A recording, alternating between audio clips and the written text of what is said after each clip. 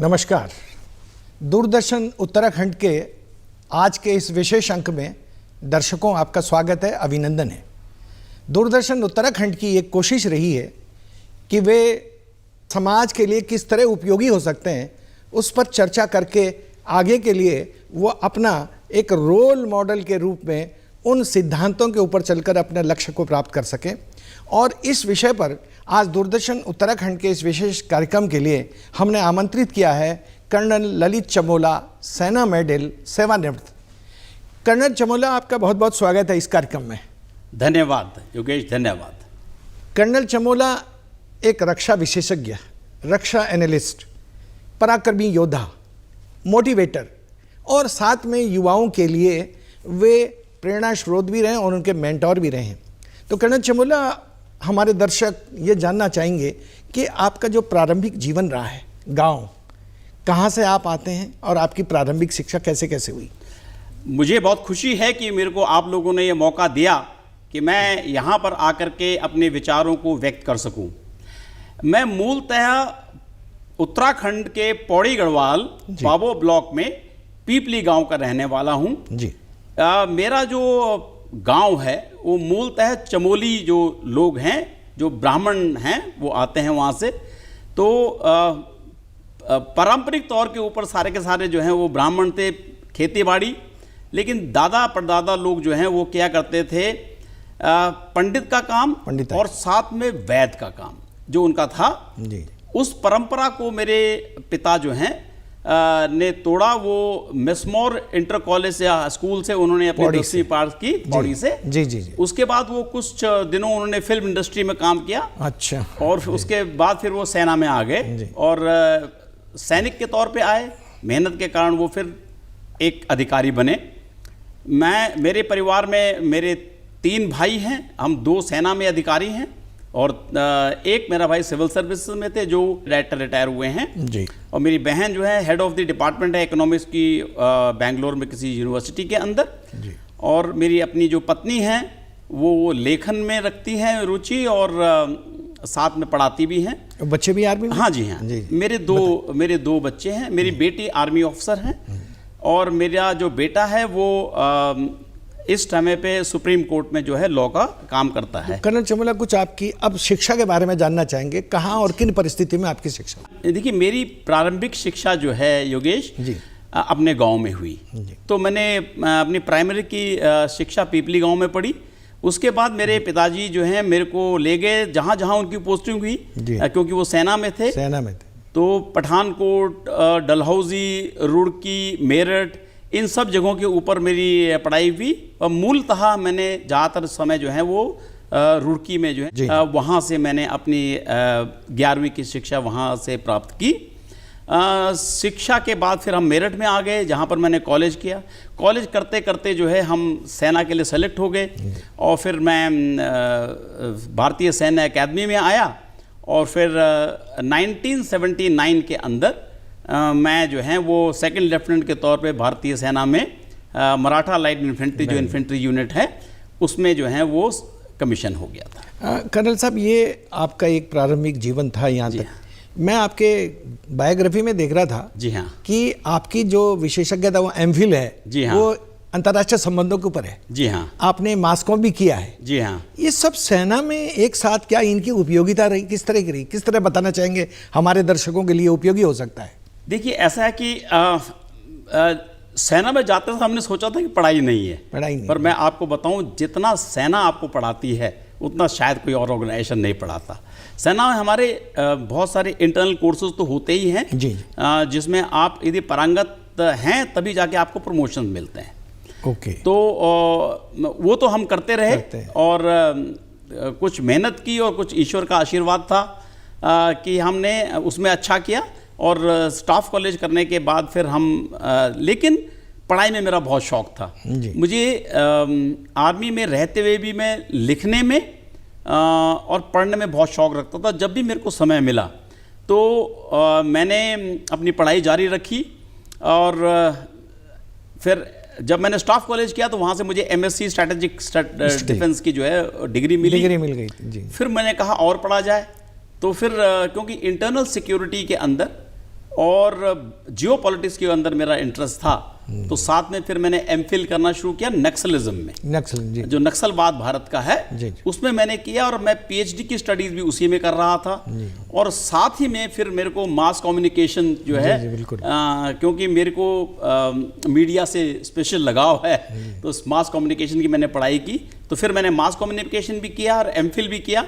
PhD कर रहा था लेकिन वो पूरी नहीं हो पाई। इस एजुकेशन का कहीं सेना में भी कहीं उपयोग हुआ? जी हाँ, मास कॉम का या मास कॉम का ये हुआ कि मुझे आर्मी के अंदर बहुत जगह पे गुरु का यानी इंस्ट्रक्टर का काम किया। और जब मैं नए बनने वाले अधिकारियों को, जो कमांड करने वाले थे, उनको पढ़ाता था, तो मास कम्युनिकेशन, अपने आप को कैसे प्रेजेंट करना है, इफेक्टिव कम्युनिकेटर कैसे बनना है, इसमें मास कम्युनिकेशन में मेरा बहुत साथ दिया। मतलब इसका कुल मिला के उपयोग हुआ सेना बिल्कुल में? उपयोग हुआ, बिल्कुल उपयोग, बहुत अच्छा उपयोग हुआ। हाँ जी। अच्छा, मैं कर्नल चमोला जब आपका पूरा जीवन देखता हूँ जी हाँ। तो बड़ा प्रेरणादायक रहा है। आप सबसे पहले एक योद्धा के रूप में लोग जानते हैं आपको, एक पराक्रमी योद्धा जानते हैं, लेकिन वो जो साइकोलॉजिस्ट के रूप में भी आपको जी हाँ। सेना में मानते हैं। जी ये हाँ। कैसा, किस तरह का जजमेंट करते हैं आप युवाओं में इस तरह का, या सैनिकों में, या अपने जो विद्यार्थी आपसे शिक्षा लेने आते हैं आप? योगेश, ऐसा होता है कि मैं बिहेवियरल साइंसेस का बहुत कीन स्टूडेंट रहा हूँ। जी जी। एक इंसान किस सिचुएशन में कैसे बर्ताव करता है और ये क्यों ज़रूरत पड़ी। मैंने देखा कि यदि सही समय पे सही क्वालिफिकेशन वाले व्यक्ति का सही तरीके से इस्तेमाल किया जाए तो रिजल्ट बहुत अच्छे मिलते हैं। जी। और ये उसके दिमाग को पढ़ना, उसके व्यवहार को पढ़ना, उसकी क्षमताओं को जानना, जी। यही साइकोलॉजी है। और मैंने क्या करता था कि मैं हर इंसान को जब पढ़ता था तो मुझे डायरी लिखने की बहुत आदत है। जी।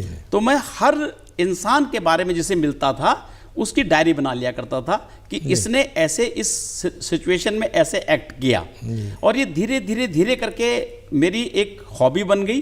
फिर मैंने साइकोलॉजी की फिर पढ़ाई करनी शुरू की, और सेना ने भी मुझे जो है फिर उसमें एक कोर्स कराया जिससे कि मैं साइकोलॉजी, फिर मैंने साइकोमेट्रिक एनालिसिस का अपने आप से स्टडी किया। अच्छा, वो सेल्फ स्टडी का पार्ट था? वो सेल्फ स्टडी का पार्ट था। अब उससे फ़ायदा ये होता है कि आज जब मैं विद्यार्थियों को मिलता हूँ तो आप ये देखिए होता क्या है कि जैसे कि इंग्लिश में हम लोग सिर्फ किसी को भी टीचर बोल देते हैं जी, लेकिन यदि आप हमारी संस्कृति, सनातन संस्कृति पे जाइए तो हम सबसे पहले अध्यापक पे आते हैं, अध्यापक, फिर शिक्षक पे आते हैं। अध्यापक वो होता है जो अध्यापन कराता है। गुरुजी नहीं, गुरु, अच्छा, गुरु नहीं, अध्यापक जो है जो कि किताब से अध्यापन जो लिखा हुआ है उसी को आप पढ़ के सुना देगा। जी। शिक्षक वो है जो उसको पढ़ के एनालिसिस भी करेगा। फिर आचार्य जो है जो पढ़ाई में आचरण को भी डालता है। अच्छा, प्राचार्य जो है सदाचरण को डालता है। उसके बाद गुरु बनते हैं। गुरु वो है जो इन सब का मिश्रण लेकर के आपको अंधेरे से उजाले की तरफ लेके जाता है, यानी पूर्णतः आप किस लिए बने हुए हैं जी, जी। उस तरह लेके जाता है। ये गुरु बनने के लिए साइकोलॉजिस्ट होना बहुत जरूरी है। कर्नल चमोला, ये बहुत मुझे लगता है कि एक दार्शनिक पृष्ठभूमि भी आपकी रही है, लेकिन दूसरी तरफ मैं देखता हूँ हाँ जी। कि ब्लू स्टार ऑपरेशन, उसके बाद श्रीलंका में जो भारतीय शांति सेना मिशन में आप श्रीलंका गए, और उसके बाद कारगिल युद्ध भी आपने वहाँ पे लड़ा। जी हाँ। इन सबका ये जो गठजोड़ रहा, क्या एक्सपीरियंस रहे आपके, किस तरह का अनुभव रहा आपका? योगेश, आई थिंक ईश्वर की बहुत बड़ी कृपा है मेरे ऊपर कि जब मैंने जिस चीज़ के लिए वर्दी पहनी थी उसको मैं पूरी तरह निभा पाया। मैं 1979 में जब कमीशन हुआ था तो मेरी पहली पोस्टिंग नागालैंड और मणिपुर में हुई। जब मैं मणिपुर में था तो मेरा जीवन का पहला एक्सपीरियंस था जहाँ पर कि मैंने पहली बार गोली सामने से आते हुए देखी। मात्र 21-22 साल की उम्र थी और अपने सामने किसी इंसान को मरते हुए देखा, उसकी बॉडी को उठाकर ले जाना और रात में उसके साथ सोना। देखिए अब होता क्या है कि उस उम्र में बच्चे जो हैं, हम माँ बाप ने जिस तरह से पाला होता है कि आप किसी डेड बॉडी को भी नहीं देखेंगे। यहाँ आप 21-22 साल के हैं और उनके साथ डेड बॉडी के साथ आप पूरी रात बिता रहे हैं। उसने मुझे बहुत कुछ सिखाया। जब मैं वहाँ पहुँचा तो वहाँ के जो लोगों का जो बर्ताव था, क्योंकि ये वहाँ पर एक नेशनल हाईवे है, नेशनल हाईवे 39 अल्फा, तो वहाँ के लोगों ने मुझे बताया, पहले वो डरते थे कि बर्मा की आर्मी की लड़ाई हिंदुस्तान फौज की जो लड़ाई से यहाँ पर हुई थी, और आईएनए का वहाँ पर बहुत बड़ा रिकॉर्ड है। और मैं, क्योंकि मैं आईएनए से बहुत प्रभावित था तो पढ़ता था, तो वहाँ पर से मेरी शुरू हुई। उसके बाद हम लोगों को पंजाब बॉर्डर भेज दिया गया, लेकिन फिर वही होता है कि किस्मत मेरे को फिर ले जा रही थी, वहाँ पे टेंशन बहुत था। ये वही समय था blue star operation, blue star का, हाँ। तो 81-82 तक तो वहाँ रहे, 82 से 84 तक मैं वहाँ था, जिसमें मुझे ऑपरेशन ब्लू स्टार में जो है हिस्सा लेने का मौका मिला। बहुत बड़ा कि एक जंगल वॉरफेयर हमने सीख लिया था मणिपुर नागालैंड में, यहाँ पर हम अर्बन वॉरफेयर बिल्डिंग में कैसे लड़ना है उसको कर रहे थे।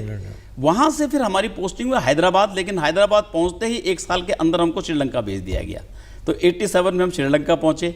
ये लिट्टे का जो मिशन था उस समय, जिसमें बहुत बड़ी भूमिका आपके एक सेना के अधिकारी के रूप में रही, जी हाँ, किस तरह की चुनौतियां थी उस युद्ध में लिट्टे के साथ और उस शांति सेना जो भारत सरकार ने भेजी थी उस समय? देखिए, जो लिट्टे का था ये एक पॉलिटिकल डिसीजन था, भारतीय सेना को पहली बार वहां पे भेजना। और इससे पहले भारतीय सेना को इस तरह का कभी भी एक्सपीरियंस नहीं था कि बाहर के देश में जाके, हमने शांति सेना का जरूर किया था। देखिए, इंडियन पीस कीपिंग फोर्स, नाम तो इसका भी शांति सेना ही रखा, लेकिन यहाँ पर पीस एनफोर्समेंट हो गया। देखिए, एक होता है पीस मेंटेनेंस, आप शांति 2 सेनाओं के बीच में आप बैठ जाइए और ना तो इससे लड़ने दीजिए। यहाँ पर आपको पीस एनफोर्समेंट हो गया, और क्योंकि वो गुरिल्ला वॉरफेयर में बहुत थे, इसीलिए मैंने कहा कि वो बड़ा विषम परिस्थितियां, चुनौती थी, एक बहुत बड़ी चुनौती थी। शुरू में तो हम लोगों को ये समझ ही नहीं आया कि हम करें क्या, लेकिन धीरे धीरे इंडियन आर्मी की तौर तरीके बहुत अच्छे हैं। इंडियन आर्मी यूनिट लेवल के ऊपर बहुत ही अच्छा काम करती है। तो हमारे जो लड़के थे उन लोगों ने फिर अल्टीमेटली लिट्टे को हराया, और मेरा वहाँ पर टेन्योर जुलाई 1987 से लेकर के और 1989 दिसंबर तक रहा। 2.5 साल मैं वहाँ पर रहा, और 2.5 साल में हम लोगों ने बहुत कुछ सीखा भी। ये वहाँ था जहाँ पर मुझको अपने ही मेरे को ब्रदर थे, मतलब एक कैप्टन मुरलीधरन थे, हाँ, जो मेरी साली के हस्बैंड थे, उनकी भी वहाँ पर शहादत हुई। और ये मैंने देखा है अपने यहाँ से। तो अपने ही साथी को, परिवार के लोग को आप वीरगति प्राप्त करते हुए आप देख चुके हो, परिवार पे इसका क्या असर पड़ता है, उससे भी हमने उसको कैसे निकालना है। तो ये सब चीज़ें जो हैं, और उसके बाद फिर मैं हर जगह पे अपने सब जवानों के घर गया जिन्होंने शहादत पाई थी, जो मार्टियर्स हुए थे, उनकी परिवारों से मिला, और आज भी उनके कांटेक्ट में हूँ। इसके बाद फिर कारगिल में भी आपकी तैनाती होती है 99 में। इसके बाद जब फिर मैं स्टाफ कॉलेज करने के लिए वेलिंगटन गया।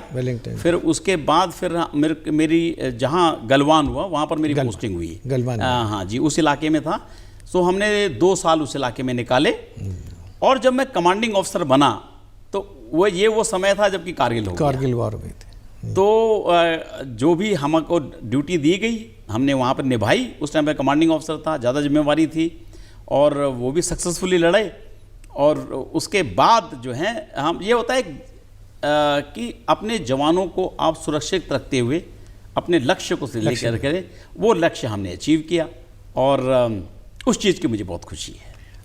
कर्नल चमोला, एक ये जो जहाँ से आप बिलोंग करते हैं, हम सभी जिस उत्तराखंड से आते हैं, जी हाँ, इसको मार्शल रेस भी कहा ब्रिटिशर्स ने, ब्रिटिश में। जी हाँ। लेकिन कुछ समय से देखने में आया कि सेना के प्रति जो रुझान कम हो रहा है, और एक इसमें एम्स की बहुत पुरानी रिपोर्ट में कहा गया था कि उत्तराखंड का युवा चूंकि नशे की ओर जा रहा है, इसलिए सेना में उसका रिक्रूटमेंट कम हो रहा है। कितना सहमत हैं आप इस बात से?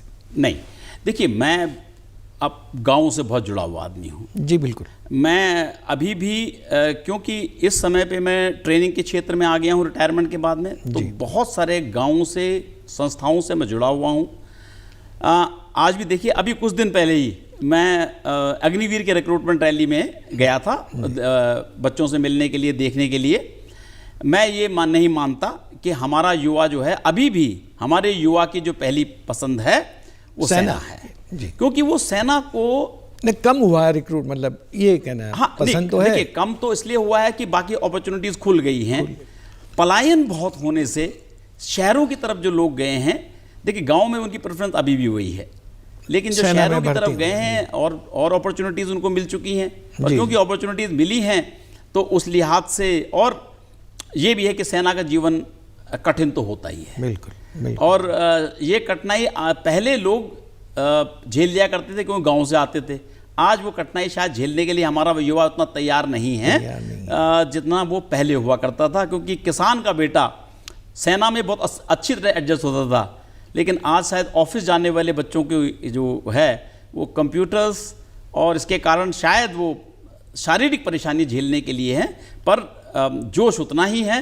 उत्तराखंड का बच्चा अभी भी सैनिक बनना चाहता है। कर्नल चमोला, आपको क्या नहीं लगता कि इस तरह का जो कमी देख रहे हैं उसके पीछे एक कारण ये भी हो सकता है कि बहुत एडवांस टेक्निक आ गई हैं? हाँ जी। और हमारे जो पहले सेना में रिक्रूटमेंट था कि बहुत कम एजुकेशन वाला भी भर्ती हो जाता था। हाँ जी। क्या वो भी एक कारण है कि अब बहुत हाईटेक हो गया है युद्ध और युद्ध शैली? देखिए मैं आपको बता रहा हूँ, अब लेने की प्रक्रिया में तो कोई चेंज नहीं है जी। देखिए, लेने की प्रक्रिया में जो हम हैं अभी भी फिजिकल फिटनेस चेक होती है, रिक्रूटमेंट का प्रोसेस है, और जो रिटन इम्तहान है वो बहुत बेसिक तरीके का है, जो 10वीं क्लास तक का है। उसमें कोई परेशानी नहीं है। उसमें साइंस बैकग्राउंड अब मस्ट है शायद? नहीं।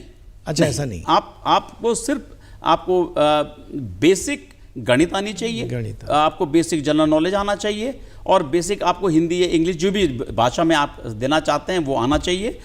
बेसिक में कोई बदलाव नहीं हुआ है। जब वो अंदर आ जाते हैं तो टेक्निकली हम सिखा देते हैं, वो हम सिखा देते हैं, ट्रेनिंग पीरियड का हिस्सा है मतलब। वो ट्रेनिंग का, और आपके भारतीय सेना में रिक्रूटमेंट ट्रेनिंग और उसके बाद यूनिट में जो ट्रेनिंग होती है उसका हिस्सा है, तो उसमें हम पारंगत कर देते हैं इंसान। कर्नल चमोला, मैंने महसूस किया कि सेना में और खासकर जो नक्सलवाद के लिए जो एक मॉड्यूल तैयार किया, उसमें एक आपकी बड़ी भूमिका रही। तो क्या किस तरह का काम था वो नक्सलवाद से निपटने के लिए जो आपकी सेवाएं भारत सरकार ने ली उसमें? हाँ, देखिए मैंने कहा था कि मेरी एमफिल में कर रहा था, और जो एमफिल मैंने की और पीएचडी जो मैं कर रहा था वो नक्सलवाद के ऊपर ही थी, इंटरनल सिक्योरिटी में। मेरे को लेफ्ट विंग एक्सट्रीमिज्म के ऊपर फिर लिखने के लिए बोला गया, उसको हमने लिखा, वो सरकार को पसंद आया, हमने उनको जो है प्रेजेंटेशन दी जी। फिर उनको बोला गया कि देखिए हमारा जो जब ये आया कि नक्सलवाद को कैसे टैकल किया जाए जी, तो पहले लोगों को ये था कि आर्मी को ये रिस्पॉन्सिबिलिटी दी जाए, लेकिन हमने बोला कि ब्लू स्टार का जो हमारा तजुर्बा रहा है कि हमारा सैनिक अपने ही लोगों के ऊपर गोली नहीं चलाना चाहिए। देखिए सेना का एक अलग रोल है, सेना की एक अलग रेपुटेशन है, सेना का सैनिक कभी भी ये नहीं चाहेगा। अब देखिए हमारे यहाँ पर आप देखिए चंद्र सिंह गढ़वाली दीजिए आप, चंद्र सिंह गढ़वाली ने क्या किया, उन्होंने एक ही सेंटेंस उस टाइम पर जो है वो बोला था, सीज फायर है नहीं, उन्होंने ये बोला था कि मैं अपने मेरा सैनिक मेरे देशवासियों पे गोली नहीं चलाएगा, निहत्थे लोगों को नहीं चलाएगा, वरना दूसरा जलियांवाला बाग हो जाता, दूसरा जलियांवाला बाग। ये स्पिरिट हर सैनिक के अंदर है, हर उत्तराखंड के सैनिक के अंदर ये स्पिरिट है, भारतीय सेना के हर सैनिक के अंदर स्पिरिट है। अपने लोगों के ऊपर हम गोली नहीं चलाएंगे, दुश्मन को छोड़ेंगे नहीं, लेकिन अपने सैनिक के नहीं है। तो यदि इसका काम किसका होता है? Internal security. तो इंटरनल सिक्योरिटी काम पुलिस और सीएपीएफ का है, बीएसएफ का है, सीआरपीएफ का है, आईटीबीपी का है, इंटरनल सिक्योरिटी इन लोगों का। तो हमने क्या किया, एक डॉक्ट्रिन लिखी, हमने इनको ट्रेन किया, इनको सिखाया। शायद इस पहली बार इस तरह का काम सेना को मिला होगा। जी हाँ, हमने सेना ने सीएपीएफ के लोगों को हमने इनको ट्रेन किया, इनके ऊपर से डायरेक्शन दी, इनको बताया, पूरी तरह से परिपक्व किया, नई बटालियंस रेज की, और उसके बाद इनको फिर वहाँ पर भेजा। उसके कारण ये लोग बहुत अच्छे हुए, और आज सीआरपीएफ, बीएसएफ, आईटीबीपी जो भी वहाँ पर हैं बहुत अच्छा काम कर रहे हैं, और नक्सलवाद को उन्होंने जो है ऑलमोस्ट ख़त्म कर दिया है। कर्नल चमोला, ये एक बड़ी उपलब्धि भी आपके रिकॉर्ड में, आपके कैरियर में रही है। अब चूँकि कहना कि आप एक बहुत बड़े साइकोलॉजिस्ट भी हैं, उस तरीके से भी युवाओं को देखते हैं, कहीं लगता है कि डिसिप्लिन या अनुशासन और समय की पाबंदी, इनका भी कोई रोल जो आज के युवाओं में हमें नहीं मिल पा रहा है देखने के लिए? ये किस तरह का डिसिप्लिन परिवार के अंदर से आए या स्कूलों से आए या आना चाहिए, इसके बारे में आपकी राय जानना चाहते हैं। तुमने बहुत अच्छा प्रश्न किया है। देखिए इंडिया जी यूथ पावर में दुनिया में नंबर 1 है, और यही कारण है कि हम बहुत तेज़ी से प्रगति कर रहे हैं। हमारे पास काबिलियत की कमी नहीं है, लेकिन मैं ये मानूंगा कि अनुशासन हमारे युवाओं में कम है, और उसकी नींव पड़ती है दो जगह से। पहली होता है आपका परिवार जी। और दूसरा पड़ता है आपका स्कूल। यदि आपका पारिवारिक वैल्यूज़ और आपके स्कूल की वैल्यूज़, देखिए आज भी मैं देखता हूँ, जैसे जब मेरे पास विद्यार्थी आते हैं, जो मेरे पास आते हैं, तो मैं उनको सबसे पहले डिसिप्लिन के लिए कहता हूँ। कैसे कि आप सवेरे जल्दी उठेंगे, अपना बिस्तर खुद बनाएंगे, अपना कमरा खुद साफ करेंगे, अपना बाथरूम खुद साफ करेंगे, एक्सरसाइज जरूर करेंगे, और जिस भी धर्म को आप मानते हैं उस धर्म के आप पूजा या पाठ जरूर कीजिए, जरूर करें, क्योंकि आपको फिजिकल, मेंटल और साइकोलॉजिकली स्ट्रांग बनना जरूरी है। अब हमने क्या किया है, हमने अपने परिवार और स्कूल को मिक्स कर दिया है। हम ये कहते हैं कि आप ये देखिए, स्कूल वाले होमवर्क दे देते हैं, कहते हैं परिवार करवाएगा, और परिवार कहता है वो करें। देखिए माँ बाप जो होते हैं उनका रोल अलग है, अध्यापक का रोल अलग है। माँ बाप जो अपने बच्चों से चाहते हैं, वो चाहते हैं कि बच्चे जिंदगी में आगे बढ़ें, अच्छा करें, और उनसे एक स्टेप आगे लेके जाएं। बिल्कुल। और वो एक्सपेक्ट करते हैं कि माँ बाप हर बच्चे से वो उनको रेस्पेक्ट दें, जबकि टीचर ओबीडियंस चाहता है। माँ बाप चाहते हैं कि ये परिवार को जोड़ के रखे, जबकि टीचर चाहता है कि ये आदमी डिसिप्लिन में रहे।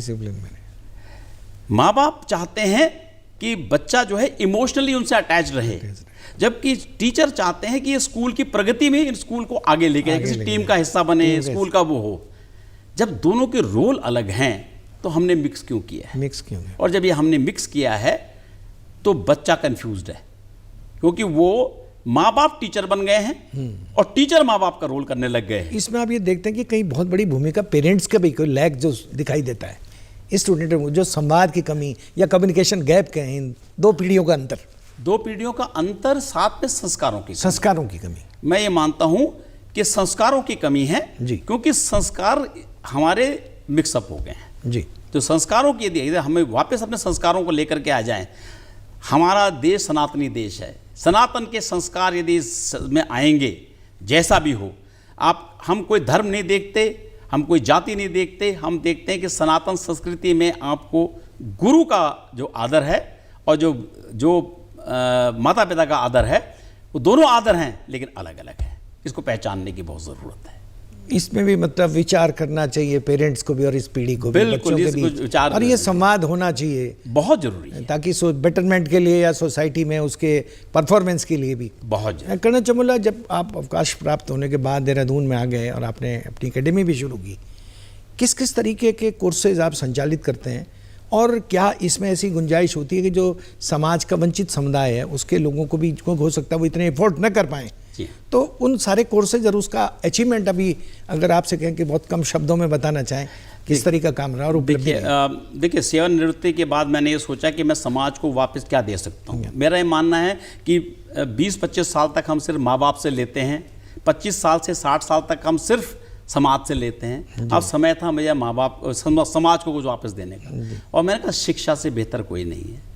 मैं यहाँ पर बच्चों को जो तैयार करता हूँ वो सेना में ऑफिसर बनने के लिए, सेना में जो हैं BSF, CRPF, IPS, इन लोगों के ऑफिसर बनने के लिए, उनके जो है जवान जो होते हैं उनको बनने के लिए, साथ में छोटे बच्चों को हम RIMC और कॉम्पिटिटिव एग्जामिनेशन की तैयारी करते हैं। लेकिन सबसे जो है कि मैं साइकोलॉजिकल और साइकोमेट्रिक टेस्ट के थ्रू उनका एप्टीट्यूड देखता हूँ, आप बने किस लिए हैं। और जहाँ तक समाज को सेवा का था, मैंने अपनी फीस स्ट्रक्चर इतना कम रखा है, गरीब बच्चों को मेरी क्लास में 1/3 बच्चे मुफ्त पढ़ते हैं, फ्री पढ़ते। यदि मेरे पास 10 बच्चे होंगे तो उसमें 3 या 4 बच्चे जो हैं जो गरीब परिवार के हैं उनको मैं फ्री पढ़ाता हूँ, और बाकियों को मैं इतनी कम फीस लेता हूँ कि क्योंकि मुझको पैसा नहीं कमाना है, मुझे इन लोगों की ज़िंदगी में एक डायरेक्शन देनी है। जो मैंने समाज से लिया है उसको समाज को मुझे वापस करना है, और यही मेरा उद्देश्य है। इसमें साथ पैरामिलिट्री और पुलिस और अदर सर्विस के भी तैयारी करवाते हैं? सभी सर्विस की तैयारी करवाते हैं। देखिए, किसी भी कॉम्पिटिटिव एग्जामिनेशन के लिए यदि आपको 3 चीज़ें स्ट्रांग हैं, आपका जनरल नॉलेज, आपकी रीजनिंग एबिलिटी और आज के ज़माने में इंग्लिश। यदि आपकी ये 3 चीज़ें आपकी स्ट्रांग हैं तो आप किसी भी कॉम्पिटिटिव एग्जामिनेशन में बहुत अच्छा कर पाएंगे। और दूसरा डिसिप्लिन अगर तो हाँ ये है, तो मैं इन चारों चीज़ों को फोकस करता हूँ और मेरे रिजल्ट्स इनकी मेहनत और ईश्वर की कृपा से अभी तक हम लगभग 300 से 350 अफसर बना पाए हैं, तीनों सेनाओं में प्लस पुलिस में, और 1100 से ज़्यादा स्टूडेंट्स नौकरी पा चुके हैं, चाहे वो लोअर लेवल की नौकरी हो या फिर अपना स्वरोजगार हो। और तब आप लगे 1100 से 1200 लोग इस टाइम पे पिछले 9 साल से जो मैं कर रहा हूँ उसमें जो है अपना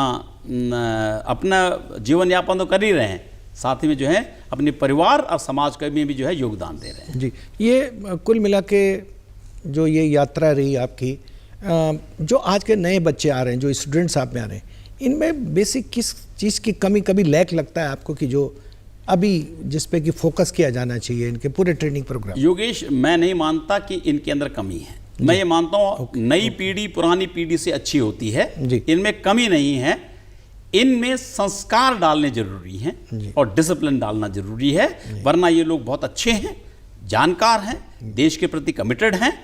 इनको यदि हम संस्कारी बना सकें, यदि हम इनको अनुशासित बना सकें तो ये देश के लिए बहुत अच्छा काम करेंगे और मुझे पूरा विश्वास है अगली पीढ़ी हमसे ज़्यादा अच्छा काम करेगी। डॉक्टर सिमोला, बहुत इस वार्ता में समय का भी पता नहीं चला, पर समय की भी बात है। बहुत बहुत धन्यवाद आपका यहाँ आने के लिए। बहुत बहुत धन्यवाद, सभी का बहुत बहुत धन्यवाद। तो दर्शकों, ये थी हमारी आज की बातचीत और कर्नल चमोला ने जिस तरीके से हमें बताया, हमें पूरी उम्मीद है कि दर्शकों को ये कार्यक्रम पसंद आएगा और दर्शकों से उम्मीद है कि अपनी प्रतिक्रिया से भी हमें अवगत कराएं। देखते रहिए दूरदर्शन उत्तराखंड। नमस्कार।